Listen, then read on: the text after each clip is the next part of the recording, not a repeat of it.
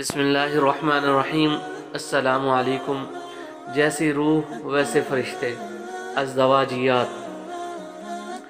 एक नौजवान ने अजीब शर्त रख दी कि वो इस लड़की से शादी करेगा जो अच्छा खाना पकाना जानती हो। आखिर उसके चचा ने ही हिम्मत की और उसको अपनी बेटी से शादी की पेशकश कर दी। नौजवान ने अपनी शर्त चाचा को याद दिलाई। इस पर चचा ने उसको अगले दिन अपने घर दावत दे डाली। जवान जब चचा के घर पहुंचा तो चचा घर के बाहर उसका इंतज़ार कर रहा था। वो उसे सीधा मवेशियों के बाड़े में ले गया और खूब मोटा ताज़ा पला हुआ मेंढा भेड़ उसको दिखाकर कहा, बेटा जी ज़रा इसको ज़बह करके गोश्त तो बना लाओ ताकि तेरी दुल्हन इसको तेरे सामने ही पकाकर हमें खिलाए।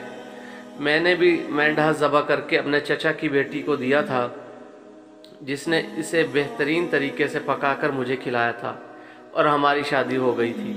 नौजवान का रंग पीला पड़ गया। वो खजालत और शर्मिंदगी के साथ बोला, चचा जान ज़माना बदल गया है।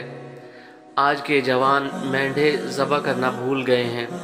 चचा बोला, आहिस्ता बोलो बेटा, अल्लाह का डाला हुआ पर्दा मत फाड़ो। अल्लाह तेरे पर्दे को कायम रखे। वाकई ज़माना तब्दील हो गया है।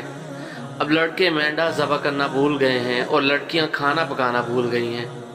तालीम ने दोनों को किसी के काबिल नहीं छोड़ा। नौजवान ने चुप करके चचा की बेटी से शादी कर ली और हंसी खुशी रहने लगे। खाना और पिज़्ज़ा बाहर से आता रहा और मियाँ बीवी मज़े करते रहे। नतीजा, अपना मुंह शीशे में देखकर उसके साइज़ के मुताबिक ही शराइत रखनी चाहिए।